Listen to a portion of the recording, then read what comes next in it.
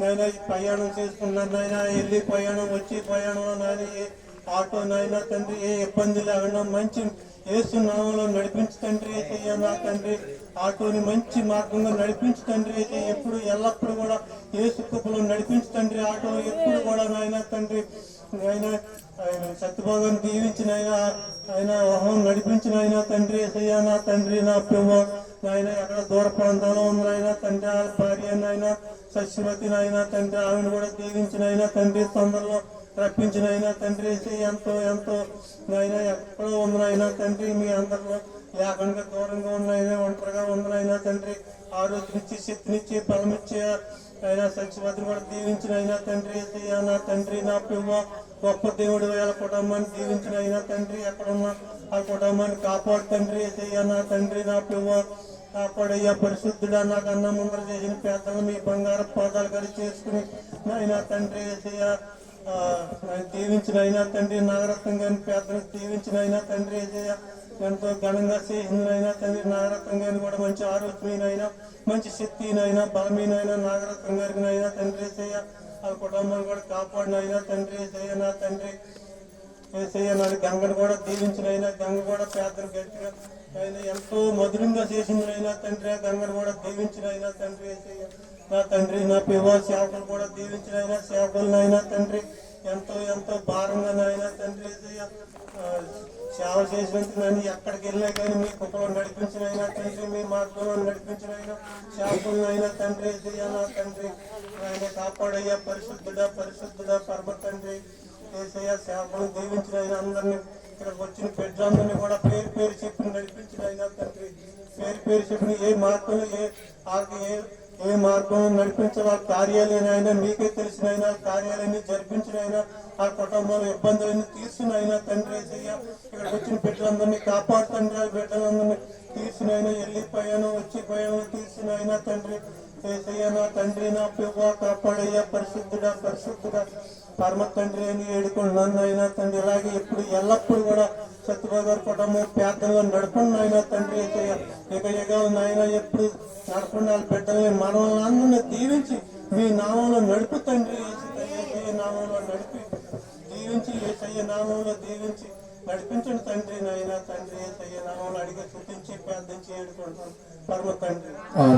మన ప్రార్థనని దేవుడు ఆలకించి తిరిగిగా చేసినందుకు దేవుని స్తోత్రంగా స్తోత్రము స్తోత్రము స్తోత్రము స్తోత్రము.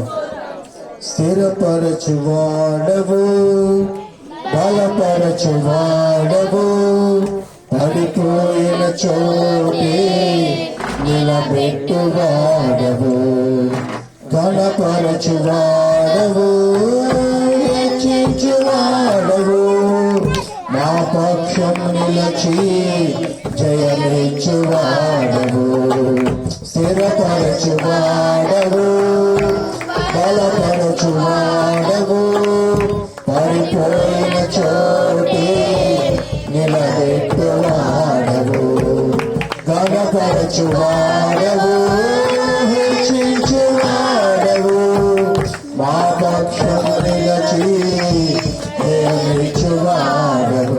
ఏమైనా చేయగలవు పదవత్తం మార్చగలవు నీ నామముకే మహిమంతా తెచ్చుకుందుము.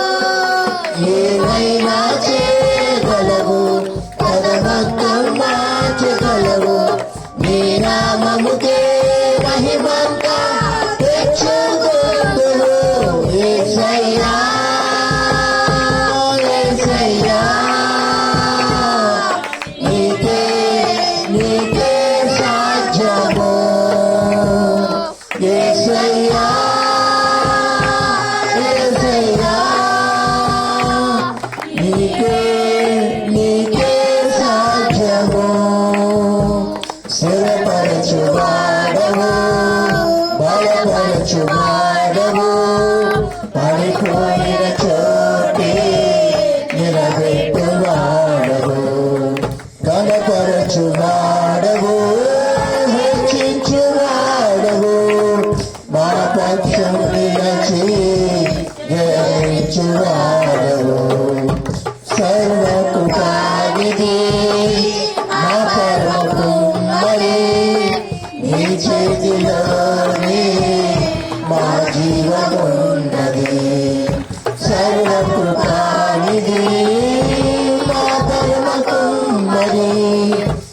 చేతిలోనే మా జీవము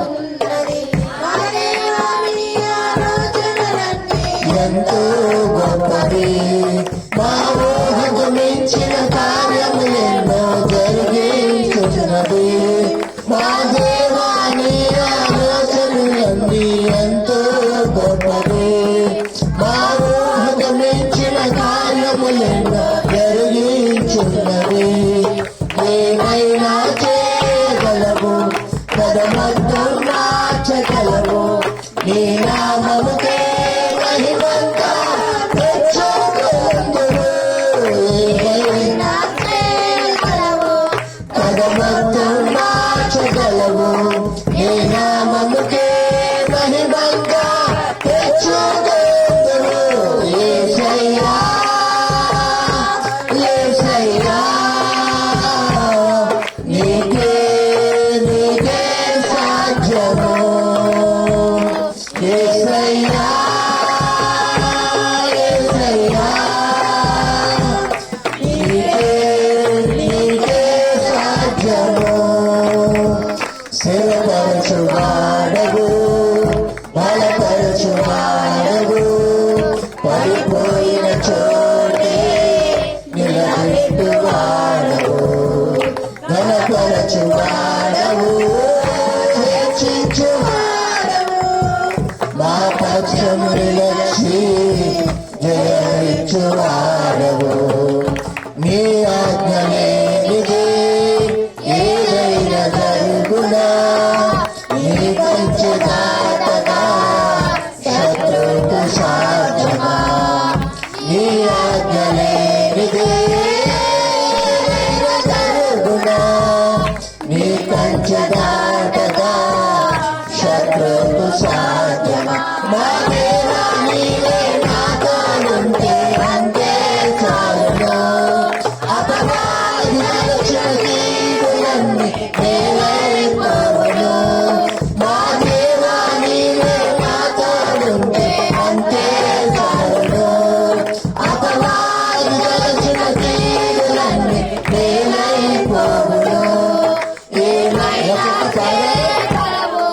పదమొత్తం మార్చగలవు నీ నామముకే మహిమంతా తెచ్చుకొందువు ఏమైనా చేయగలవు పదమొత్తం మార్చగలవు నీ నామముకే మహిమంతా తెచ్చుకొందువు ఏమైనా చేయగలవు పదమొత్తం మార్చగలవు నీ నామముకే మహిమంతా తెచ్చుకొందువు ఏమైనా చేయగలవు పదమొత్తం మార్చగలవు నీ నామముకే మహిమంతా తెచ్చుకొందువు ఏమైనా చేయగలవు పదమొత్తం మార్చగలవు నీ నామముకే మహిమంతా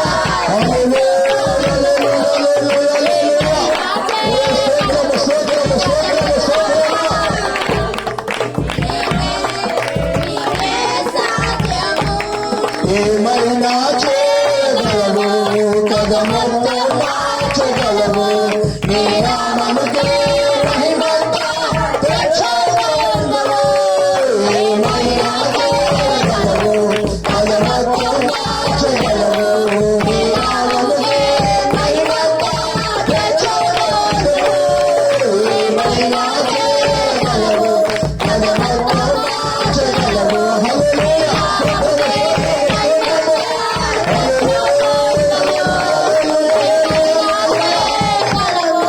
పదమొత్తం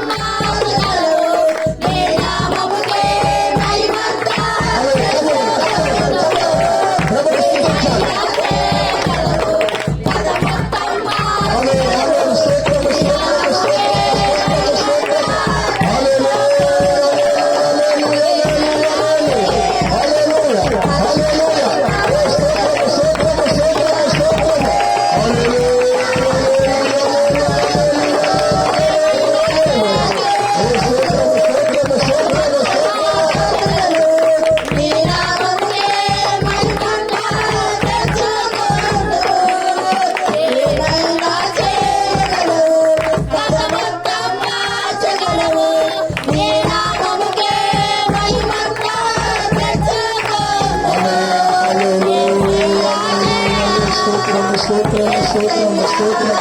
హల్లెలూయా, హల్లెలూయా. నీకే సాధ్యము. యేసయ్యా,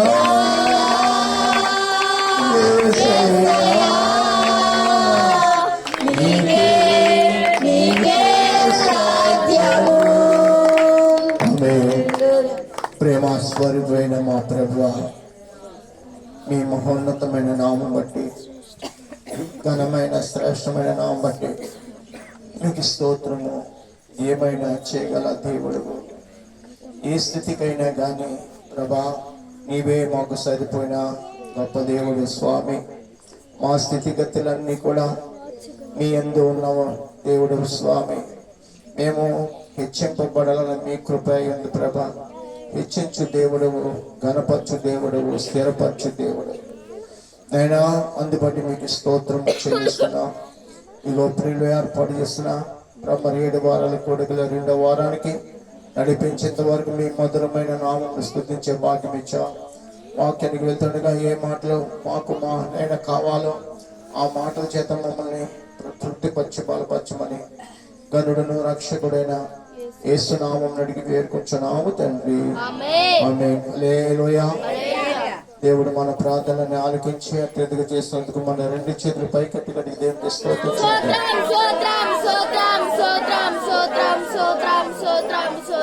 హల్లెలూయా. ప్రభునందు ప్రియమైన వారులారా, కూడి వచ్చిన మీకందరూ కూడా మన రక్షకుడు మన ప్రభైన యేసుక్రీస్తు వారి యొక్క శ్రేష్టమైన నామమున ప్రత్యేకమైన వందనాలు. వాక్యోపదేశమై లూకాసు వార్త 8వ అధ్యాయము 35వ వచనము 36వ వచనము చదువుకున్నాం. 35, 36 చదువుకున్నాం. జనులు జరిగిన దాన్ని చూడవెళ్ళి యేసునొద్దకు వచ్చి దయ్యములు వదిలిపోయిన మనుషుడు బట్టలు కొట్టుకుని స్వస్థ చిత్తుడై యేసు పాదముల యొద్ద కూర్చుండి చూసి భయపడి దేవునికి స్తోత్రం చెప్పండి. ప్రభునందు ప్రేమని వారులారా, మనము ఈ లోకంలో ఉంటున్నప్పుడు జీవిస్తున్నప్పుడు చిన్న బిడ్డ మొదలుకొని పై ప్రాయం కలిగిన ప్రతి ఒక్కరికి ఒక శ్రేష్టమైన వస్త్రాలు దేవుడు ప్రతి ఒక్కరికి ఇస్తున్నాడు. వస్త్రాలు లేకుండా తిరిగేవాడిని ఏమంటారు? పిచ్చోడు అంటారు, లేకపోతే దయ్యము పట్టిన వాడు అంటారు. అయితే ఇక్కడ కూడా ఒక దయ్యము పట్టిన వాడు కూడా వస్త్రాలు ధరించిన వాడు కానీ కాడు. వాడు కొంతకాలం ఎలా తిరిగాడంటే వాడి శరీరం ముందు బట్టలంటూ లేక తిరిగాడు వాడు కొంతకాలం. అయితే వాడిని ప్రతి ఒక్కరూ పరీక్షించారండి. ప్రతి ఒక్కరు కూడా వాడి వైపు చూస్తూనే ఉన్నారు. ఈడు దయ్యాలు పట్టినోడు, వీడికి అంతినీడి బట్టలు ధరించుకోడు అనే తలంపు ప్రతి ఒక్కరికి పుట్టేసింది. నిజంగా వాస్తవంగా మనం ఒకసారి రోడ్డు నడుస్తూ పిచ్చోళ్ళు చాలా మంది ఆ రీతిగా కనపడుతుంటారు. ఎవరో ఒకరు వాళ్ళు పట్టుకుని బట్టలు ధరించేస్తారు. నిజమే. అయితే ఇక్కడ ఈ వ్యక్తి ఎలాగున్నాడంటే అసలు తన జీవితంలో ఏంటంటే వస్త్రం లేకుండా అలా ఆ ఊరు ఈది సమాధులు మొత్తం అంతా తిరిగేవాడు. నేను అనుకుంటాను ఒకసారి ఈ రోడ్ అంటే అలా తిరుగుతూ మాట్లాడుతున్న వారిని ఏమనుకుంటారంటే వీరిలో కూడా కొన్ని దురాత్మలు ఉన్నాయి కాబట్టి వీరు కూడా అంతే, వీరు కూడా వారి పరిస్థితి అదే అనుకుంటారు. వాస్తవంగా నిజమే. దేవుడు మానవుడికి ఎంత జ్ఞానం ఇచ్చాడంటే తన బ్రతుకు దినాలు యావత్తు కూడా జ్ఞానము కలిగి జీవించే నిమిత్తము దేవుడు మానవుడికి జ్ఞానాన్ని ఇచ్చాడు. జ్ఞానము కలిగి బ్రతకాలి, వస్త్రాలు కలిగి బ్రతకాలి, అన్ని ఇవులు కూడా కలిగి మనం బ్రతుకు నిమిత్తం దేవుడు మానవులకి అట్టి ఆలోచన ఇచ్చాడు. ఆలోచన ఇచ్చిన వాడు ఎవరంటే ఆయనే. దేవునికి స్తోత్రం కలిగాక. ఆయన ఆలోచన ఇవ్వకపోతే మనకి అసలు ఏమీ కూడా కలుగదు. జ్ఞానం ఇచ్చింది ఆయనే, బలపరిచేది కూడా ఆయనే, స్థిరపరిచేది కూడా ఆయనే, మనం ఇక్కడ కూర్చుంటానికి కారణము కూడా ఆయనే. నిజమే. ఆయన నామము ఘనమైన నామము. ఆయన నామమును దేవదూతలే కాదు, సెరుపులే కాదు, కెరుబులే కాదు, మానవులు, లోకము, సముద్రము యావత్తు కూడా ప్రభుని ఆరాధించుచున్నవి. అంత గనుడైన దేవుడు. వేటిని కూడా దేవుడు త్రోసివేయట్లేదు, కానీ మానవులు తాము దేవుడి నుంచి దూరమైపోతున్నారు. దేవుడు ప్రతి ఒక్కరిని ప్రేమిస్తున్నాడండి. అయితే మానవులు ఏం చేస్తున్నారు? దేవుడి నుంచి దూరం అయిపోయి వారి జీవితాన్ని వారే పాడు చేసుకున్నారు. వీడి గురించి కూడా మనం ఆలోచిస్తే వీడు కూడా దేవుడి నుంచి దూరం అయిపోడు. దేవుడి నుంచి దూరం అయిపోతే ఎవరు వచ్చారు? సాతాను యొక్క సమూహం వాడిని ముచ్చేసింది. ఎవరంట? ఎంతమంది దెయ్యాలంట? 2000 దెయ్యాలు వాళ్ళలో ఉన్నాయని మనం లేఖనంలో చదువుకుంటున్నాం. చూసారా? దేవుణ్ణి మనం తృణీకరిస్తే, దేవుని విడిచిపెట్టి లోకంలో మనం జీవిస్తే దురాత్మలు వచ్చి వచ్చి వచ్చి ఆవరించేస్తాయి. ఎన్ని దురాత్మలు? 1, 2, 3 ఎన్ని దురాత్మలైనా వచ్చేసి ఆవరించేస్తాయి. అన్ని దురాత్మలు ఉన్నప్పుడు అసలు మనకి ఏం తెలుస్తుందంటే ఏమీ తెలియదు. వాస్తవంగా మనం నేర్చుకోవచ్చు. ఒక్కొక్క దురాత్మ ఒక్కొక్క అలవాటు అండి. బూతులాడించే దురాత్మ, త్రాగించే దురాత్మ, సిగరెట్లు, పేకాట, రోడ్లాంటి తిరుగుతూ, డాన్స్ వేయటం, పిచ్చిగా అరుస్తూ, ఇంకా మనుషులను చంపడం, ఇంకా మనుషులకు వ్యతిరేక, ఇవన్నీ కూడా ఏంటనుకున్నారు? దురాత్మలే. దేవుని కలిగిన వాడు ఎదుట వ్యక్తి గురించి ఎన్నడూ కూడా అనాలోచనగా మాట్లాడాడు. నీతిమంతుడు తన నీతిని కాపాడుకుని బ్రతుకుతాడంట. దేవునికి స్తోత్రం కలుగాక. ఎలా బ్రతుకుతాం మనం చెప్పండి? మన నీతిమంతులం అయితే, యేసు ప్రభువు మనలో ఉంటే మన నీతి బట్టి మనం బ్రతుకుతాం. ఎదుటి వాడిని ద్వేషించే, ఎందుకంటే ఎదుటి వాడిని ద్వేషించే దేవునికి ఇష్టమైనది కాదు. అది ఏంటంటే ఇష్టమైనది నా దేవుడికి అది ఇష్టమైనది కాదు. కాబట్టి నేను ఎదుటి వాడిని ఎంత మాత్రం నా దేవుడికి విరోధంగా ఏది కూడా పని చేయను అనేది కూడా దొరకము. నీతికరమైన జీవితమే. నా దేవునికి విరోధంగా నేను తిరగను. నా దేవునికి విరోధంగా ఏది కూడా నేను చూడను. నా దేవునికి విరోధంగా ఏది కూడా మాట్లాడు.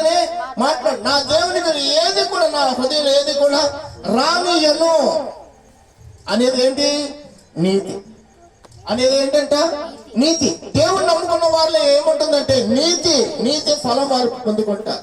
నీతిని బట్టి వారు తమ బ్రతుకును సరి చేసుకుంటారంటే, తమ బ్రతుకు యావత్తు కూడా ఎలా ఉండాలంట?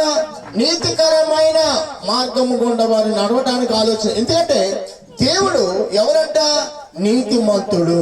నీతిమంతులను ఆశ్రయించే వాడవు నీవు. ఎవరిని ఆశ్రయిస్తున్నాడు ఇప్పుడు చెప్పండి? ఎవరిని? నీతిని. దేవుని గురించి మనం మాట్లాడుతూ నీతిని కలిగి ఉంటుండమే. అందుకనే చూడండి, ఎవరి గురించి ఇంకొక మాట్లాడుతూ మనకు ఆవేశం ఎక్కువైపోతుంది. అవునే కదా? ఎవరితో గొడవలు చేస్తుంటే, అవునే కదా? ఎవరితో గొడవలు ఆడుతుంటే మనకు ఆవేశం ఎక్కువైపోతుంది. మళ్ళీ నిద్ర ఉంటుందంటే ఆ స్థితి బట్టి మనం ఎంతగానో కుమిలిపోతాం, వేదన పడతాం. 2-3 రోజులు మనకు పీకుతూనే ఉంటుంది. 2-3 రోజులు మాది మనల్ని పట్టుకుని ఉంటుంది. అది మనం త్వరగా. అయితే మన నీతిని కలిగి ఉన్నప్పుడు ఏం చేస్తాం? నెమ్మదిగా మన ఇంట్లో మనమే ఉంటాం. మన ప్రాణం కూడా నెమ్మదిగా ఉంటుంది. దేవుడికి స్తోత్రం కలుగాక. దేవుణ్ణి నమ్ముకున్న మనము అలసిపోవలసిన పరిస్థితి, కృంగిపోవలసిన పరిస్థితి, వేదన కలగవలసిన పరిస్థితి, ఏ మాత్రము కూడా దిగులు చెందవలసిన స్థితి మనకి రానీయుడు. ప్రభు మహానీయుడు. అయితే ఇతని గురించి లోకంలో అక్కడ ఉన్న మనుషులు భయపడ్డారు. చూడండి 35వ వచనం. జనులు జరిగినని చూడవెళ్ళి యేసునంత వచ్చి, ఎక్కడ వచ్చంట? యేసునంతకు వచ్చి దయ్యములు వదిలిపోయిన మనుషుడు బట్టలు కట్టుకుని స్వస్థచిత్తుడై యేసు పాదములకు చూసి భయపడ్డారు. మరొక రీతిగా అతను ముందే చూసి ఏం చేసేవారు? భయపడేవారు. ఎప్పుడు? దెయ్యాలు కలిగి ఉన్నప్పుడు భయపడేవారు. బట్టలు లేనప్పుడు కూడా భయపడేవారు. ఇప్పుడు మరొక రీతిగా భయపడుతున్నారు. ఏంటి? వారు యేసు ఎంత కూర్చోగానే వారు కూడా భయం వేస్తుంది. ఏంటిది? ఈ విచిత్రం ఏంటి? వీడు రోజు కూడా ఎలాగుండేవాడు? వస్త్రాలు లేనివాడు ఉండేవాడు, బికారిగా ఉండేవాడు. కానీ ఈ రోజు వస్త్రాలు కట్టుకుని ఒకప్పుడే వాళ్ళు చూసి భయపడ్డా, ఇప్పుడేమో ఎక్కడికి వచ్చాడంట? యేసుని యొద్ద కూర్చున్నాడు. వాడు ఎలా కూర్చున్నాడంటే వస్త్రాలు కలిగి కూర్చున్నాడు. కనుక దేవునికి స్తోత్రం చేద్దామా? హల్లెలూయా. వస్త్రాలు అన్నప్పుడు మనం నేర్చుకుందాం. ఏంటండి వస్త్రాలు అనగా ఏంటి? వస్త్రాలు అనగా ఏంటి? దేవుని మహిమను పొందుకున్నాడు వాడు. దేవుని మాట బట్టి వాడు యొక్క కుటుంబము, వాడి యొక్క స్థితి మార్పు చెందింది, మారిపోయింది అసలు జీవితము. హల్లెలూయా. దేవుని మాట బట్టి మన స్థితిగతులు మారుతున్నాయి. దేవుని సహవాసం బట్టి మన యొక్క జీవితం ఎంతో ఉన్నతమైన జీవితంగా మార్చబడుతుంది. మన కుటుంబ స్థితి మారాలా, మన జీవితం మారాలా, మన బిడ్డల పరిస్థితి మారాలా. మనకి ఎవరి మాట కావాలి? ఆ ప్రభుని మాట కావాలి. ఆ ప్రభు మాట మనకి మనం వినకపోతే, ఆ ప్రభుని గూర్చి మనకు ఆలోచన లేకపోతే మన కుటుంబం కూడా ఆ యొక్క వ్యక్తి వల్లనే ఉండిపోతుంది. కావున ప్రతి సమయాన్ని కూడా దేవుని మాటను మనం వినిన ఎడల, దేవుని మాట వినాలని ఆశ కలిగి వచ్చిన ఎడల, దేవుడు మన జీవితాన్ని ఆనందకరముగా మార్చే దేవుడు. దేవునికి స్తోత్రం కలిగాక. అనేకులు లోకంలో ఉన్న వారిని చూసి అనుకుంటారట, వీరు ఇప్పుడు నెమ్మది కలిగి బ్రతుకుతున్నారు, వీరు సంతోషంగా ఉంటున్నారు, వీరు దేవుడు గొప్ప దేవుడు, దేవుడు వీరి కోసం గొప్ప కార్యాలు జరిగించారని వారు చెప్పుకుంటారంట. నిజమే. ఇప్పుడు ఈ బట్టలు లేని వాడు ఇప్పుడు బట్టలు కట్టుకుని ఏం చేశాడంట? స్వస్థ చిత్తుడై. అంటే మళ్ళీ ఇంకా వాళ్ళు ఏ దురాత్మలు కూడా లేవు, వాళ్ళు ఏ అలవాట్లు లేవు, వాళ్ళకి మీద ప్రజల మీద రాళ్ళు విసర్చలేదు, ప్రజలను భయపెడతలేదు, ప్రజలకు విరోధంగా అతని క్రియ ఏమాత్రం కూడా చేయట్లేదండి. దేవునికి స్తోత్రము కలుగును గాక. దేవుని సన్నిధిలో ఉన్న మనము కూడా ఆయన ఎదుట మనం కూర్చుంటే, ఆయన సహవాసాన్ని మనం ప్రేమిస్తే, ఎదుటి వాడి గురించి మనము ఆలోచించవలసిన తలపు మనకి రాని, మన బ్రతికేది మనమే చూసుకుంటాం. కానీ ఎదుటి వాడు అటుపోతున్నాడు, ఎదుటి వాడు ఆమె అటుపోతుంది, వీరి కుటుంబంలో ఏమి అని మనకు ఆ యొక్క ఆలోచనలు ఏమాత్రం కూడా రావు. ఎందుకంటే మన బ్రతుకుని కట్టుకోవడమే మనకు గొప్ప కార్యమై ఉన్నది. ఎందుకంటే నా బ్రతుకు బట్టి నేను దేవునికి ఏం చేయాలంట? లెక్కప్పు చెప్పాలి. నా బ్రతుకు బట్టి, నా మాట బట్టి, నా నడవడి బట్టి, నా ప్రవర్తన బట్టి, నా పనులు బట్టి, నా కార్యాలు బట్టి నేనేం చేయాలి? దేవునికి లెక్కప్పు చెప్పాలి. ఎవరికి వారు ఇక్కడ కూర్చున్న ప్రతి ఒక్కరము కూడా అందరూ పాట పాడుతుండే, సుస్వాంసలు పాట పాడతలేదు. మీరు అప్పుడు మొదలెట్టారు. అప్పుడే ఇంకా నేనేం చెప్పిన ఆపేస్తాను అంతే. ఇంకా చెప్పడా, ఎందుకంటే నిద్రపోనేవారు. వినండి ప్రభునందు ప్రియమైన వాళ్ళారా, దేవుని యొక్క కార్యం ఏంటంటే మనకు మనమే లెక్కప్పు చెప్పాలి. ఎవరికి వారమే లెక్కప్పు చెప్పాలండి. ఎవరికి వారు చిన్న పిల్లల మటుకు చిన్న పిల్లలు కూడా లెక్కప్పు చెప్పాలి. పెద్దవాళ్ళు మటుకు పెద్దవాళ్ళు లెక్కప్పు. ఎవరి లైను వారి. ఈ చిన్న పిల్లడు ఉన్నాడు, వీడికి అసలు మనం ఏ పాట పడుతుందో ఏమీ తెలియదు. అయితే చిన్న పిల్లల్ని నా ఎద్దకు రానియండి, వాడిని ఆటంకపరచండి. ఇప్పుడు సుస్మాజులు వాళ్ళు, ఆభరత్నం ఉన్నారు, ఇంకెవరున్నారు పిల్లలు? లైకే ఉన్నారు. వీళ్ళకి దేవుని పాటలు తెలుసా లేదా? తెలుసు కదా, అందరికీ తెలుసు కదా. పాటలు పాడలేదనుకో, నోరు మూసుకొచ్చున్నారనుకో, నేనేం చేయాలి? కర్ర తీసుకుని పెళ్లి మనం ఉతకాలి. ఏం చేయాలంట? పెళ్లి మనం ఎందుకు ఉతకాలంటే, పాటలు పాడటానికి మనం వచ్చాం. పాటలు పాడాలి, పాటలు మీ చేతనను పాడించాలి. పాడించే సమయం దేవుడు నాకు అప్పగించాడు, మిమ్మల్ని నడిపించే భాగ్యం దేవుడు నాకు ఇచ్చాడు. మీరు మౌనంగా ఉంటే దేవుడికి అది ఇష్టం లేదు. నేను మౌనంగా ఉంటే అమ్మా ఎందుకు లేదు, వాక్యం లేదు, ప్రతి వారం అంటున్నారు. సత్యబాబు గారు పలహారం తీస్తారండి, సత్యబాబు గారు పలహారం తీస్తాడు, పలహారం పెట్టండి, సెల్లో వాళ్ళు కూర్చోటం, నేను ఎక్కడెక్కడ వెళ్ళిపోతాను ఇట్లా అనుకున్నాను అనుకో, ఏమైంది? ఇది విలువ లేదు. అదే అండి, దేవునికి అవమానమే, కానీ విలువ లేదు. ఎవరికి?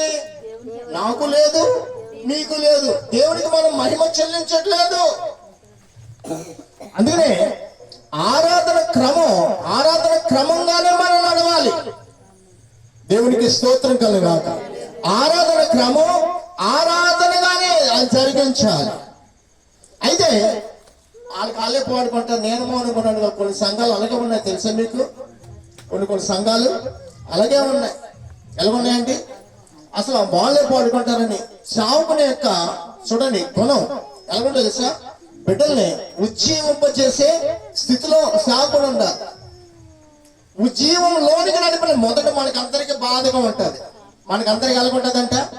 చాలా, ఎందుకంటే అలవాటు చిన్నప్పటి నుంచి లేదు. అదే చిన్నప్పుడు చలబడి చేసామనుకో, యవనస్తులు యవన బిడ్డలు అందరూ కూడా ఏం చేస్తారా? అమ్మో ఎవరున్నారా? కొట్టేస్తాడైనా ఏం చేస్తాడైనా? కొట్టేస్తాడైనా అనే తలపు కలిగి ఏం చేస్తారు సార్? పాటలు పాడే విషయంలో అసలు నిద్ర మొత్తం అనేది రాదు. ఇక్కడ కూర్చున్న వాళ్ళకి ఎవరికి నిద్ర రాదు. అదే నేను మాట్లాడలేదనుకో, ఇంకా ఎవరి పని అయితే గోడ జారబడతారు, కుర్చీకి జారబడేవారు కుర్చీకి జారబడతారు, ఎవరి పనులు వాళ్ళు ఉండిపోతారు. ఇక్కడ కూడా దేవుడు ఉంటాడంటే సాతాను వచ్చి చప్పలు కొడతా, ఇలా ఉండాలి సంఘం అంటే అంటారు. ఏమంటాడు? సాతాను చప్పలు కొడతా, ఇలా ఉండాలి, నిద్రపోవాలి, బద్దకస్తులుగా ఉండాలి, సురుకు అనేది మీలో ఉండకూడదు, ప్రార్థన అనేది మీలో, దైవ అభిషేకం అనేది మీలో ఉండకూడదని ఆ సాతాను మనం చూసి అప్పుడు మనం ఏం చేస్తాడు?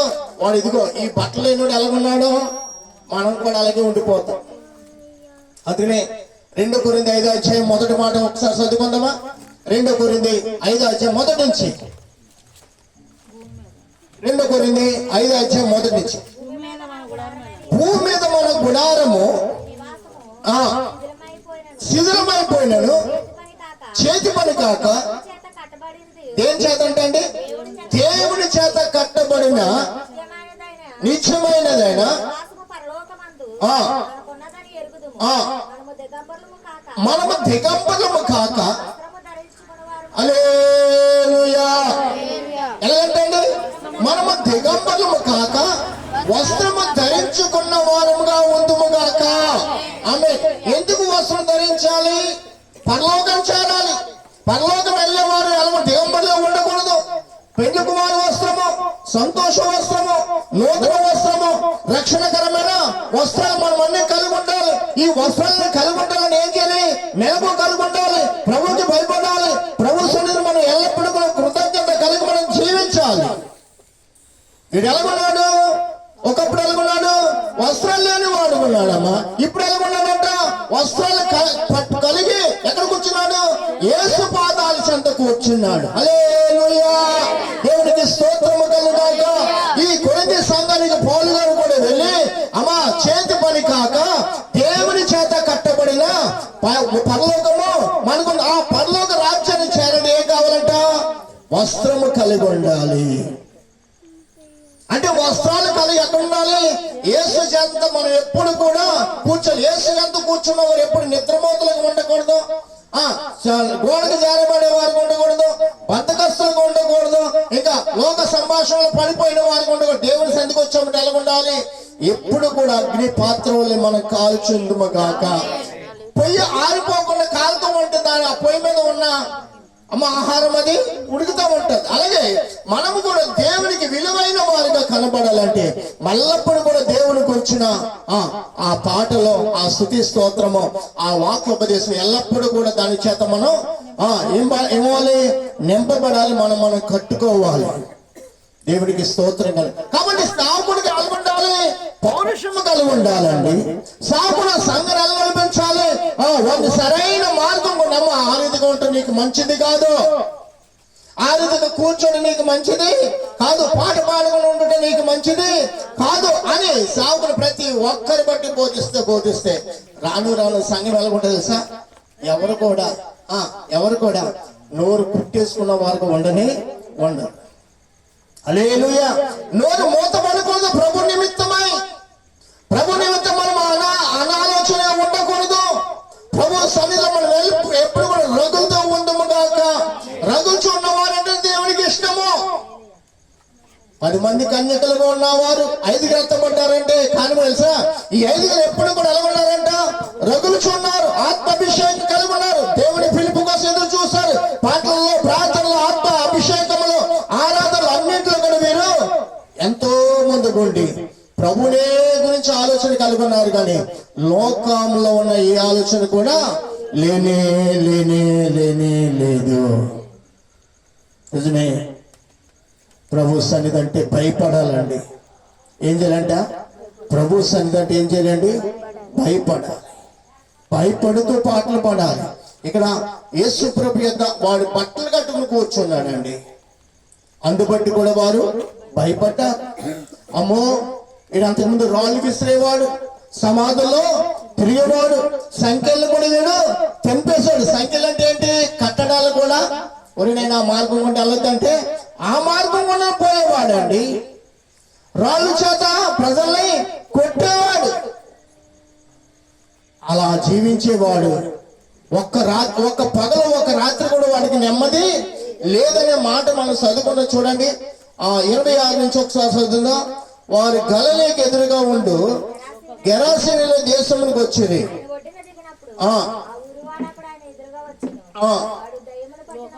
వాడు దయ్యములు పట్టిన వాడై బహుకాలము నుండి బట్టలు కట్టుకొనక సమాధుల్లో గాని ఇంటిలో ఉండేవాడు కాడు. వాడు యేసు చూసి చాలండి. వాడు ఏంటంటే బట్టలు కట్టుకున్న వాడు కానీ ఎన్నో దినాలైనట్టు. అంటే యేసు క్రీస్తు కూర్చున్న వార్త వారు ఎన్నడూ కూడా వినలేదు. చాలా మంది అంటారు, మా సంఘంలో మంచి ఉపదేశం దొరుకుతుంది కదా, ఏంటి చాలా ఉపదేశం దొరుకుతుంది కదా అంటారు. వాస్తవంగా సేవకుడు అనేవాడు దేవుని చేత పిలువబడిన వాడే మాత్రం సేవకుడు. ఎవరంట? దేవుని కోసం పిలువబడిన వాడు ఉండాలి. వాడు అన్నిటిని కూడా ఉద్యోగం, భార్యకు ఉండకూడదు, వాడికి కూడా ఉండకూడదు, మరలా ఏ వ్యాపారాలు కూడా చేయకూడదు.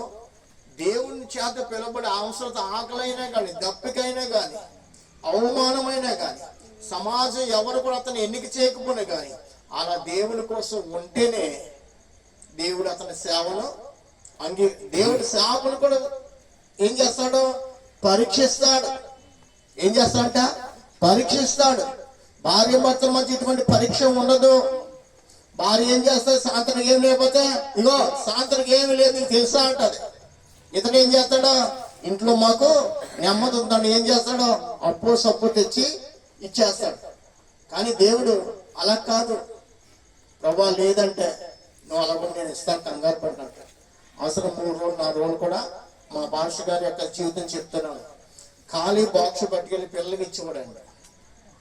ఎలాగా నాకు బాప్తిస్తారు మధ్యప్రదేశ్ మా భాష గారు కేరళ చేతడు దేవుని సేవకుడు పిలిచి అతడు దేవుని నమ్మకం ఉందంటే తాళ్ళు ఎక్కేసి కళ్ళు తాళి చెట్టు మీద తాగేసుకుంట ఎంత తాగుతా అంత మిగిలింది మళ్ళీ నోట్లో ఖర్చు పెట్టి నోట్లో కట్టి పెట్టుకుని మళ్ళీ కింద దిగేసి కూడా అంట. అటువంటి వ్యక్తి దేవుడు తన సేవకు పిలుచుకుంటే అసలు తింటానికి కూడా ఉండేది కదంట. బిడ్డలో ఇద్దరు కూడా చదువుకు వెళ్తుంటే అందరూ కూడా స్కూల్లో లంచ్ టైంలో కేకులు, చాక్లెట్, ఐస్ క్రీమ్, ఇంకా వగైరా అన్నం వెరైటీస్ తిని, కానీ బిడ్డలకి ఏముండేది కదంట. రోజు మా పాస్టర్ గారు 2 బాక్సులు పట్టుకుని వీళ్ళ ఎదురవుతుంది. మా అక్క మార్కెట్కి వెళ్తుంది, ఎదురవుతుంది. ఆయన ఎలాగొస్తున్నారు, మా అక్క ఎలాగొస్తుంది. పగలు 11:30 12 ప్రాంతాన్ని ఆ బ్రదర్ వందాలని, ఆ సిస్టర్ వందాలన్నారట. సైకిల్ అయితే ఏం బ్రదర్ ఎక్కడంటే ఇక పిల్లలకి స్నాక్స్ పట్టుకెళ్తున్నారు బాక్స్. అలాగా సరే అలా ఎక్కేటప్పుడు అంట ఇలా ఒక సైకిల్ చేతిలోంచి బాక్స్ కింద పడిపోయింది. కింద పడిపోతే బాక్స్ మూత ఊడిపోయింది. ఏమీ లేదు. అదేంటి బ్రదరు, పిల్లలకి స్నాక్స్ పట్టుకెళ్తున్నా అంటున్నారు, లంచ్ తింటారు పట్టుకెళ్తా, ఈ బాక్స్ ఏం లేదంటే నోట్లోంచి మాట్లాడతలేదండి. 2 బాక్స్ వస్తే 2 బాక్సులు కూడా ఏమి లేదు. అప్పుడు చూడండి, ఆ రోడ్డు మా ఇల్లు ఎంత దూరం ఉంది, అంతే దూరం. మా 2 బాక్సులు పట్టుకెళ్ళి మా అక్క బాక్స్ నింపేసి బ్రదర్ అంటే సిస్టర్ 3 రోజులు ఇంత వచ్చేది.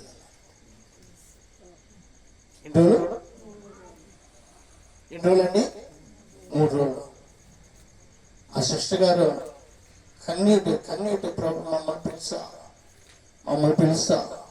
పిలుస్తా ఏంటో ఆయన ఎన్ని రోజులు ఉపవాసంతో మాకు తెలియదు, కానీ ఉపవాసం వచ్చినా నీకు స్తోత్రం. మమ్మల్ని ఎక్కడి నుంచి చేసుకున్నా కానీ నీకు స్తోత్రం. ప్రియమైన వాళ్ళరా, ఈరోజు ఆ బిడ్డలో ఒక బిడ్డ అమెరికాలో ఉన్నాడు, ఒక బిడ్డ సంఘాన్ని నడుపుతూ కారు మీద తిరుగుతున్నాడు. మన అక్కడికి వచ్చారంటే అందరినీ చూస్తున్నప్పుడు మాకు చాలా సంతోషమైంది. మండపేట కూటాలకు వస్తాం మాకు చెప్తే మేము అక్కడికి వెళ్ళాం. ఎంత సంతోషమైన సంతోషం. ఒకప్పుడు ఆకలిగా ఉన్నారేమో, ఈరోజు 100 మందికి భోజనం పెట్టేవారు ఉన్నారు. దేవుడు పరీక్షిస్తాడు నిన్ను నన్ను కూడా పరీక్షిస్తాడు. ఇప్పుడు మా పాస్టర్ గారి బిడ్డలకి ఏం లేదు ఆ కాలంలో. ఇప్పుడు పాస్టర్ గారి కొడుకులకి పెళ్లి అయిపోయింది. వారికి నలుగురు పిల్లలు పుట్టారు. ఒక ఆయనకి 2, ఒక ఆయనకి 4. నలుగురు కూడా ఒక ఆయనకి 2 అనుకుంటా. ఆ పిల్లలకి ఏమి కూడా కొదువు లేదు. నిజమే, దేవుడు నిన్ను కూడా పరీక్షిస్తాడు. ఆ పరీక్షలో మనం ఏ మాత్రం కూడా మనము తప్పిపోకూడదు. ఎందుకంటే దేవుడు ఇవ్వటానికి ముందు ఏం చేస్తాడు, మనం కూడా ఆలోచిస్తామే లేదా? ఏదైనా చేయడం ఆలోచన. అలాగా దేవుడు నన్ను కూడా పరీక్షిస్తాడండి. కాబట్టి నా దేవుడు న్యాయవంతుడు. హల్లెలూయా. ఆయన నీతిని పాడు చేసేవాడు కాడు. ఆయన న్యాయాన్ని చెరిపివేసేవాడు కాడు. ఆయన చేసిన వాగ్దానాన్ని నెరవేర్చగల గొప్ప దేవుడు. హల్లెలూయా. కావున దేవుడు తెలగొండాలి. ఆయన మనల్ని పరీక్షించిన కనిపెట్టిన మనం అలా నిలబడితే మన తరతరాలకి ఏమి కూడా కొదువు రాని అని గొప్ప దేవుడు. హల్లెలూయా. కాబట్టి ఈ విశ్వాసం అనే యాత్ర మనం నిలబడదుముగాక. విశ్వాసం పడిపోకూడదు. విశ్వాసం వెనక్కి వైదొలకూడదు. నా దేవునికి నా పట్ల, నా బిడ్డల పట్ల సమస్తం ఆయనకి సాధ్యమైన నీ సొంత ఆలోచనలు ఎప్పుడో తీసుకుంటావో దేవుడు నీ గురించి, నీ సంతానం గురించి మొత్తం కొట్టివేస్తాడు.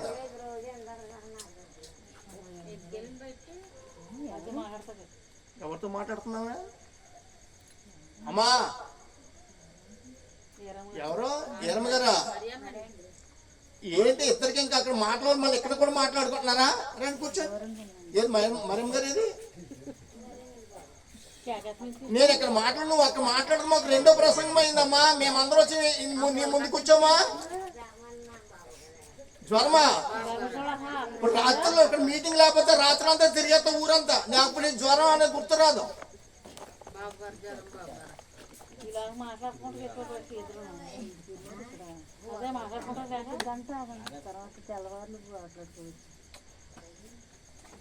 నేను అందుకే మీకు చెప్తాను, దేవుని సమయాన్ని నిర్లక్ష్యం చేసిన వల్లే మన జీవితం, మన బిడ్డల జీవితం కూడా ఆ విధంగా ఉంటుంది.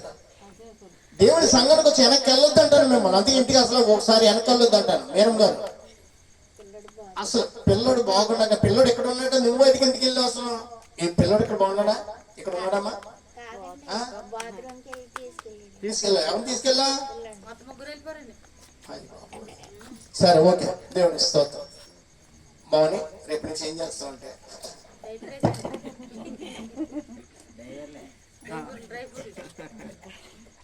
ఏది ఏమైనా కానీ పిల్లల్ని ఇంటికాడ చక్క పెట్టుకోండి. అమ్మా వెళ్తావా అని అడిగాను. నేను లైవ్లో ఉన్నాను.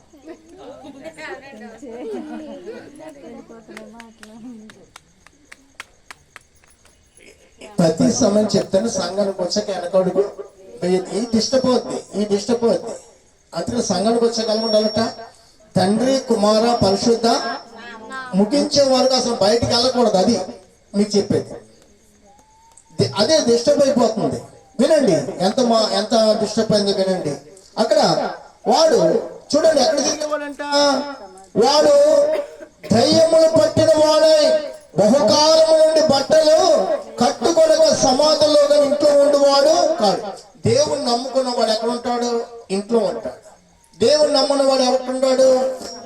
బయట ఉంటాడండి. వాడికి ఇల్లు నచ్చదు. బయట 100 మంది స్నేహితులు ఉంటారు. 100 మందితో వాడు కూర్చోవాలి, త్రాగాలి, ఏలకోలాలు ఆడాలి, డాన్సులు వేయాలి, అనేక రీతిలుగా వాడికి ఉండాలి. లేకపోతే 100 మంది అడుగుతారు, ఏ బాబు రాత్రి మంచి పార్టీ జరిగిందా, నువ్వు రాలేదురా అంటే అక్కడ అవమానం అయిపోతుంది.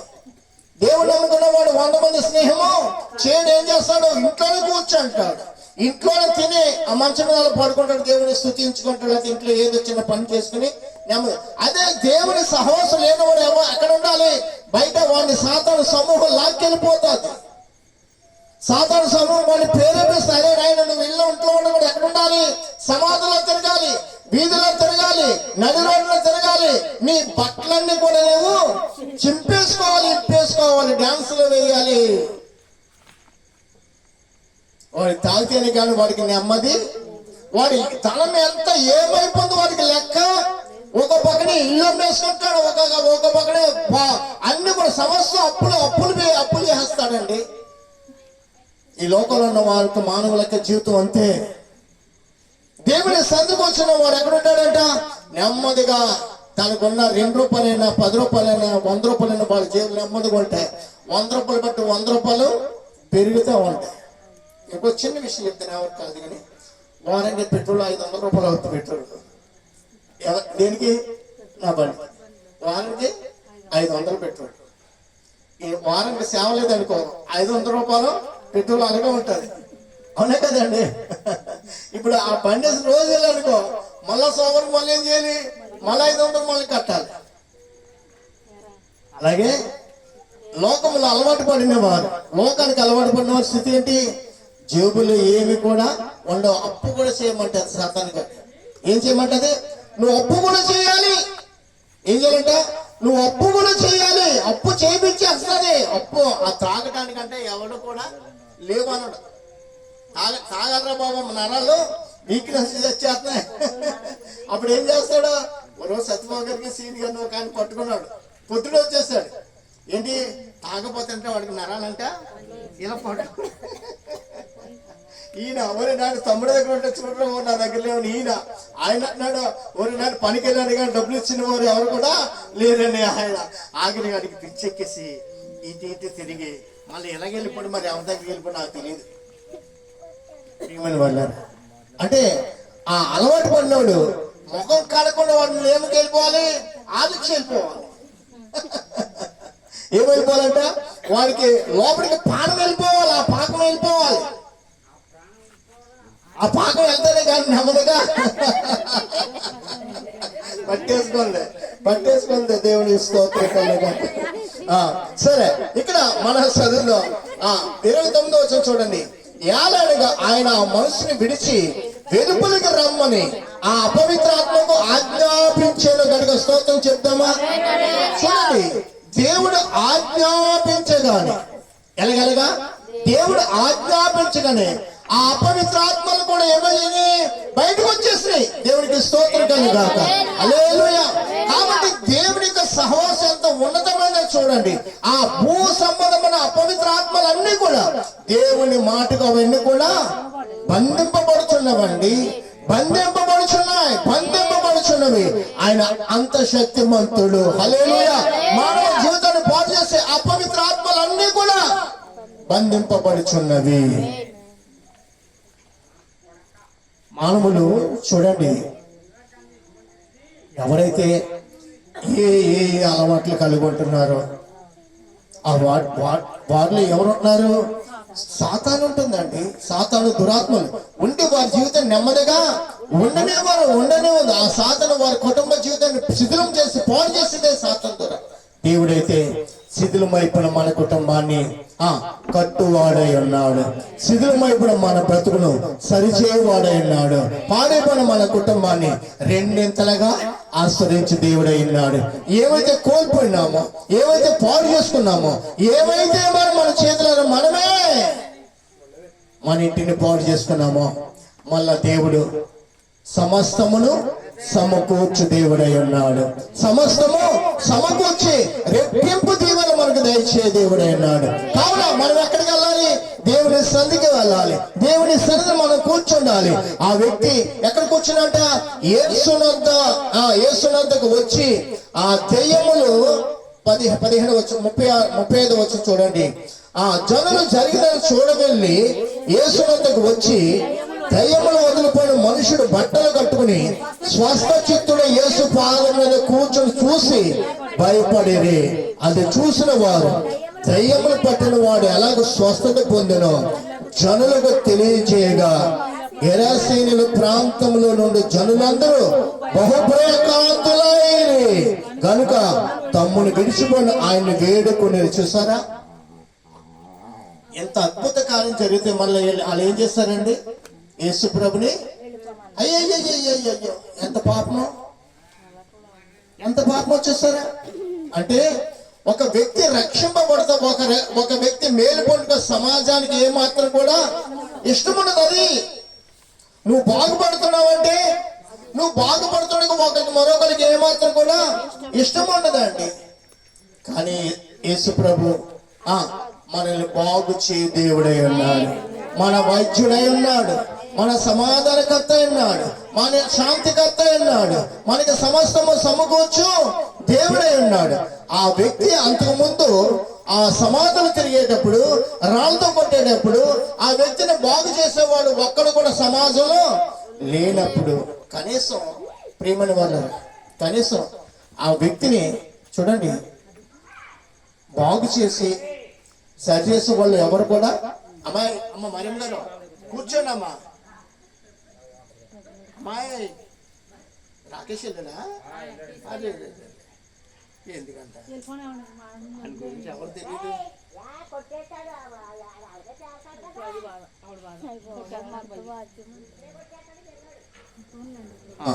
ప్రేమని వల్ల ఆ సాధారణ వాళ్ళు ఉన్నప్పుడు వాళ్ళ పేరు మనం వాళ్ళ గురించి ఆలోచించకూడదు. ఆయనకు తెలిసినారు ఆయన కూడా ప్రొఫెసర్ కూర్చోండి తెలియక ఆయన ఏమనుకుంటారు, నా గురించి చెప్తున్నాను అనుకుంటారు. ఆయన వాక్యము దేవునికి స్తోత్రం కలగాక. మానవ సమాజం ఒక వ్యక్తి బాగున్నప్పుడు ఏమాత్రం కూడా ఆ వ్యక్తిని బాగు చేద్దాం అనుకునేవారు. కానీ ఆ వ్యక్తి బాగుపడ్డాక ఈ యేసు ప్రభు దగ్గరికి వచ్చి చూడండి వీరు కూడా అయ్యా మా దగ్గర ఉండాలి అనాలి. కానీ ఏం చేస్తారంట? యేసు ప్రభుని ఏం చేస్తారు వారు? గెరసనీయులు ఏమన్నారు? ప్రాంతంలో ఉంటూ జనులందరూ బహుభయక్రాంతులయ్యారు కనుక తమ్ముని విడిచిపోవడాన్ని వేడుకునేది. ఇదేంటి విచిత్రం ఉంటుంది. అందుకే ఈ రోజుల్లో సువార్త ప్రకటించే వారిని సంఘాలే మన వర్షాలు ఒక సేవకులు పట్టుకుని నోట్లో ఏం పెట్టారు? ఇన్లేదు ఎప్పుడు కూడా చూడలేదా పేడ ఏం పెట్టారు? పేడ పెట్టేశారని సేవకులు 10 మంది 20 మంది ఒక్క సేవకులు పట్టుకుని పేడ కూరేసారు. తినరాదా వర్షం. అయ్యో ఎంత అలరైపోయింది మీకు వ్యసం. మరి యూట్యూబ్ లో మనం ఏం చూస్తున్నాం మీకు నాకు తెలియదు, కానీ మీకు చూడదా?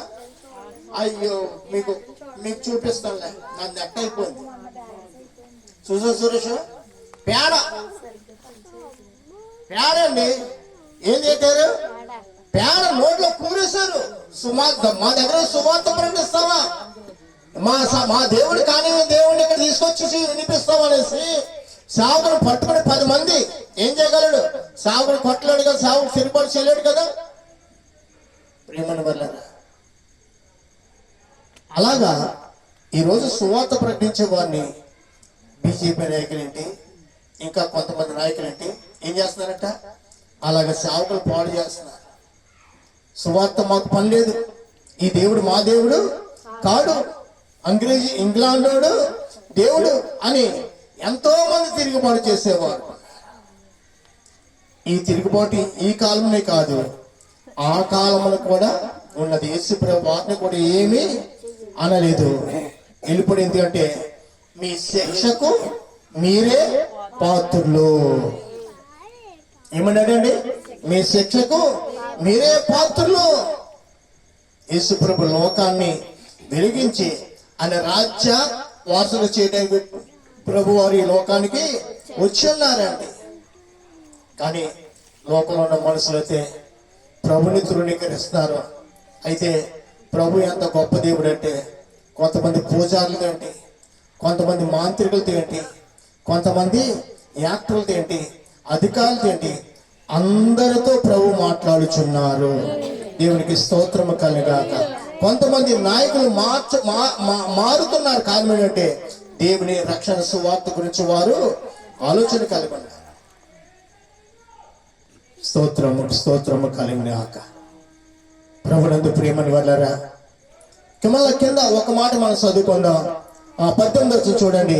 జనులందరూ బహు భయక్రాంతులైరి కనుక తమను విడిచిపోమని ఆయన్ను వేడుకుని ఆయన ధోనికి తిరిగి వెలుచుండగా దెయ్యములు వదిలిపోయిన మనుషుడు ఆయనతో కూడా ఉండి తన్ను ఉండనిమ్మని ఆయన వేడుకుని, అబ్బా ఇతనికి ఎంత మంచి మనసు వచ్చింది చూడండి.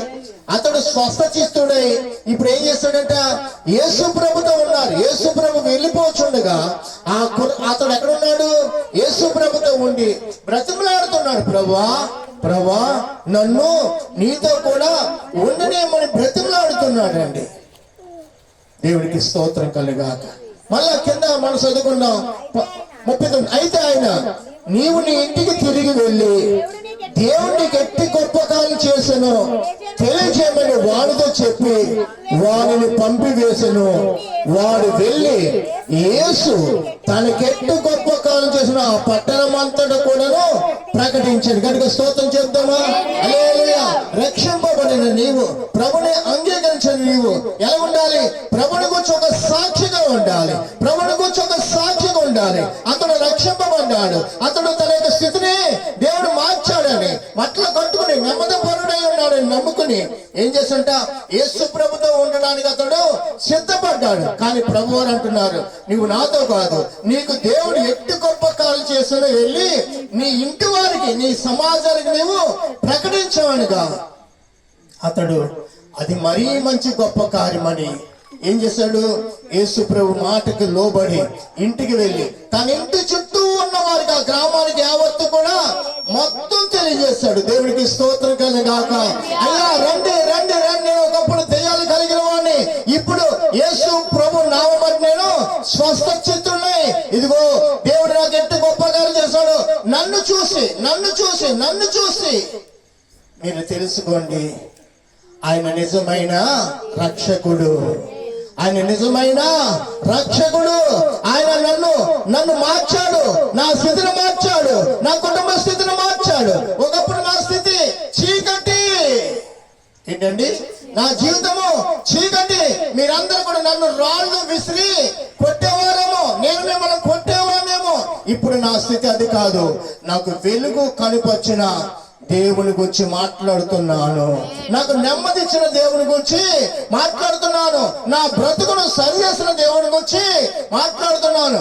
2000 దురాత్మలు కలిగిన నా బ్రతుకును ప్రభు నన్ను ఇప్పుడు నా నేత్రాలు తెరిచి నన్ను వెలిగించాడు. హల్లెలూయా. నన్ను వెలిగించాడు, నన్ను బ్రతికం చేశాడు. ఆ దురాత్మలైతే నరకానికి పంపడానికి, ఆ దురాత్మని తన జీవితాన్ని పాడు చేస్తాడుగా. ఆ సమూహం అంతటి మీద దేవుడు తన అధికారాన్ని చూపించి ఆ సమూహాన్ని యావత్తు కూడా బంధించి అతను విడిపించాడు. దేవునికి స్తోత్రము కలుగును గాక. ప్రభు ఎంత గొప్ప దేవుడు అంటే, ప్రభు నామము ఉన్నతమైనది, ప్రభు నామము శక్తికరమైనది, శాంతికరమైనది. యేసు ప్రభుని నమ్ముకున్న వారి బ్రతుకు నెమ్మదితో వారి జీవితాన్ని గడుపుకుంటారండి. మనము కలవరం చెందవలసిన లేదు. పని ఏమాత్రం కూడా మనకి ఉండనే ఉండి భయపడాల్సిన పని ఉండి. ఎందుకంటే ప్రార్థన అన్నిటినీ మార్చివేయగలదు. హల్లెలూయా. వాస్తవంగా మీకు అందరికీ చెప్తున్నా, ప్రార్థన మీలో అంటే సాతాను మీ సరిహద్దులో అడుగు పెడతాం, వానికి అధికారము ఉండదు. మీ బిడ్డలు ఏ స్థితి అయినా కానీ మీ ఇళ్లలో ప్రార్థన చేయండి. మీ బిడ్డలు ఇంట్లోకి రాగనమ్మమ్మో మేము రాలేమని ఆ సాతాను దురాత్మలు పారిపోతాయి. ఇది తెలుసా, ప్రార్థన అనేది ఒక అగ్ని. హల్లెలూయా. ప్రార్థన అనే అగ్నితో నీ ఇల్లు నింపబడితే రాను నీ బిడ్డల్ని, నీ భర్తను, నీ యొక్క సమాజాన్ని పాడు చేస్తున్న దురాత్మలు ఇంట్లోకి రాగానే ఏమో తెలుసా, వారికి నెమ్మది సమాధానం దొరుకుతుందండి. ఇది ఒకే రోజు జరగదు. రాను మనం మొదట కొద్దిగా ప్రార్థన చేయగలం. రాను ఏం చేస్తాం, కన్నీరు పెట్టి ఎక్కువగా ప్రార్థన చేయగలము. రాను రాను ప్రార్థన అంటే తెలీదు, ఏదో వెనకాల ఏదో నన్ను ఎవరు భయపెడుతున్నాడు తలం మనకు పుట్టుకొస్తాడు. కానీ ఈ భయాలను కూడా రాను రాను మనం విడిచి పారిపోతాం. మనం నిర్భయం కలిగి ప్రభుతో ఏకాత్మ కలిగి మనం మాట్లాడతాం. ఇప్పుడు ఏకాత్మ కలిగి మనం మాట్లాడుతుండగా మన ఇంట్లో అంట దేవుని యొక్క అగ్ని మండుతూ ఉంటుంది. ఇప్పుడు ఈ బయట సంచరించే వాళ్ళంతా ఇప్పుడు ఇంట్లోకి రాగానే ఈ గడప లోనికి దురాత్మలు రావు. అది 118 కీర్తన 12వ వచనమే 118వ కీర్తన 19వ వచనం చూడండి. 19వ వచనం. నేను వచ్చినట్టు నీతి గుమ్మములు తీడి నేను వాటిలో ప్రవేశించి యెహోవాకు కృతజ్ఞతాస్తుతులు చెల్లించదును. ఇది యెహోవా గుమ్మము, నీతిమంతులు దీనిలో ప్రవేశించదు. గట్టిగా స్తోత్రం చెప్పండి. ఇది ఎవరి గుమ్మం అంట? యెహోవా గుమ్మము. ఆమేన్, హల్లెలూయా. ఈ గుమ్మం ఇక మీద ఎవరి గుమ్మం అవుతుంది? ఈ గుమ్మం ఎవరి గుమ్మం? యెహోవా గుమ్మం. హల్లెలూయా. యెహోవా గుమ్మం ఎవరు ప్రవేశిస్తారు? నీతిమంతులు. అందుకనే మన గృహాలు ఎప్పుడు కూడా ఏమి రగులుతుండాలి? ప్రార్థన అనే అగ్ని ఎప్పుడు కూడా రగులుతూ ఉండాలి. ప్రార్థన అనే అగ్ని ఎప్పుడు కూడా నువ్వు ఆ ధూపం వేస్తూనే ఉండాలి. ఇప్పుడు అగ్రత వెలిగించా, కొంతమందికి ఆ పొగ పడదు, నాకు కూడా వస్తగా పడదు. దోమలు ఏం చేస్తా? దోమల గురించి కాపాడుకొని దాన్ని సహించాలి. అలాగే ప్రియమైన వాళ్ళని వినండి, ప్రార్థన అగ్నిని మనం కలిగి ఉంటే, దేని కలిగి ఉంటేనట? ప్రార్థన అనే అగ్ని కలిగి ఉంటే ఈ గుమ్మం అంటే ఏ గుమ్మం అయిపోతుంది? యెహోవా గుమ్మం. ఈ గుమ్మలు ఎవరు ప్రవేశిస్తారు? నీతిమంతులు. ఇప్పుడు మీ కుటుంబంలో ఎవరైనా కానీ ఈ గుమ్మలోకి వెళ్ళారు, ఇది ప్రార్థన గుమ్మం, ఇది యెహోవా గుమ్మం. గుమ్మలోకి వెళ్ళగానే వారికి సమాధానం, వారి పాలు చేసే దురాత్మలు ఎక్కడ ఉంటాయి? బయట ఉండిపోతాయి. రాను సరిహద్దులు కూడా సంచారం చేయవు. కాబట్టి మన గృహాలుగా ఉండాలి, ప్రార్థన గృహాలుగా ఉండను గాక. ప్రార్థన కలిగిన గృహాలుగా ఉంటే చూడండి ఒక విషయం, ఇప్పుడు గృహంలో ప్రార్థన చేస్తే ఇంటి మీద కూడా అగ్ని మండుతూ ఉంటారు. ఎక్కడండి? అది నీ కంటికి నా కంటికి కనబడదు, కనబడదు. కానీ దేవుని ఆత్మాభిషేకం కలిగిన వారికి మాత్రం కనబడతారు. ఏం తెలుసా? చూడండి, బైబిల్ గ్రంథంలో ఒక మాట ఉంది. రాజుల గ్రంథం 2వ అధ్యాయంలో ఎలీషా దగ్గర ఒక పనివాడు ఉన్నాడు. ఎలీషా పీకి నరికే మనం ఒక అహాబ్ పంపించాడు. అయితే ఏమైంది? 2 రాజులు 6వ అధ్యాయంలో అనుకుంటా మాట చూడండి.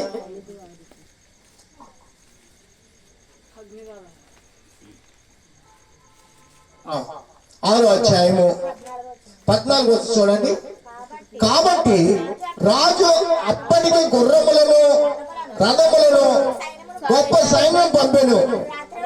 వారు రాత్రి వేళ వచ్చి నలుదిశ పట్టణము చుట్టుకొనగా దైవజనుడతని పనివాడు పెందలగడ లేచి బయటికి వచ్చినప్పుడు గుర్రములను రథములను గల సైన్యము పట్టణము చుట్టుకుని ఉండుట కనబడెను.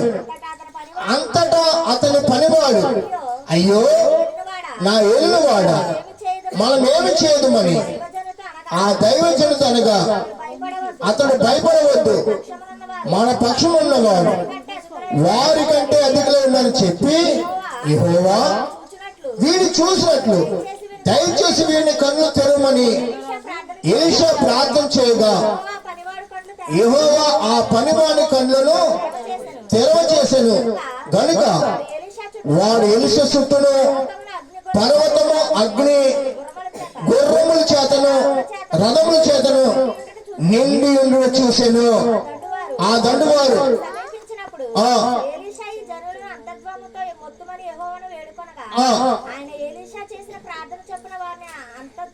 అంధత్వంతో మొత్తను. చాలండి చూసారా? మన గృహాల చుట్టూ అగ్ని ప్రాకారాలు ఉంటాయంటండి. దేవునికి స్తోత్రం కలగాలి. ఇప్పుడు ఇల్లు తర్వాత సరిహద్దులు కూడా ఎవరుంటారు? అగ్ని ప్రాకారాలు ఉంటాయ్యా. దేవునికి స్తోత్రం కలగాలి. కాబట్టి మన నేత్రాలు వెలిగింపబడాయనుకో అగ్ని ప్రాకారం ఏవైనా మనం చూడగలం. మన నేత్రాలు వెలిగించబడలేదనుకో అగ్ని ప్రాకారాలు ఏమైనా మనకు తెలియవండి. ఎలీషాకు తెలిసింది, ఏమని తెలిసింది? నా ఇంటి చుట్టూరు కూడా దేవుని అగ్ని రథాలు ఉంటాయని ఎలీషా తెలుసు, కానీ పనివాడికి తెలియదు. కాబట్టి పనివాడి గురించి ఎలీషా మళ్ళీ ప్రార్థన చేశాడు, ప్రభా వీడి నేత్రాలు ఒకసారి తెరవమన్నప్పుడు అప్పుడు అన్నాడు, ఈ బాబు ఇన్ని అగ్ని రథాల మన ఇంటి చుట్టూ. ఓ దేవునికి స్తోత్రం. మళ్ళా ఎలీషా ప్రార్థన చేశాడు, ప్రభా వీని అంగత్వంతో ముద్దునైనగా దేవుడంట సైన్యమునికి ఆవత్తు కూడా కళ్ళు కనపడకుండా చేస్తాడు. ప్రియమైన వల్లరా, మన నేత్రాలు తెలిసిన దేవుడు మన బ్రతుకును కూడా సరిచేయను. మన బ్రతుకును సరిచేయ దేవుడే మన నేత్రాలు తెరుచువాడై ఉన్నాడు. హల్లెలూయా. ఏ మార్గం వెళ్తున్నామో తెలియదు. లోకమనే పాపమనే మార్గం ఏమైందో మనకు తెలియదు. మన బ్రతుకు ఎక్కడ పాడైపోయిందో మనకు తెలియదు. కానీ ప్రభుకి సమస్తము సాధ్యమే. ఆయనే తన వాక్యాన్ని ప్రకటించి ఆయనే తన యొక్క నామాన్ని మనకిచ్చి మనం రక్షించుకున్న మన దేవుడికి మహిమ కలుగును గాక. హల్లెలూయా. మన రెండు చేతులు పైకెట్టి ఇచ్చిన ఉపదేశం బట్టి మనం దేవుడికి స్తోత్రం చేద్దాం. స్తోత్రము స్తోత్రము స్తోత్రము స్తోత్రము. స్తుతి మహిమ ఘనత సమస్తం ఆయనకి చెందిన గాక. ఆమేన్.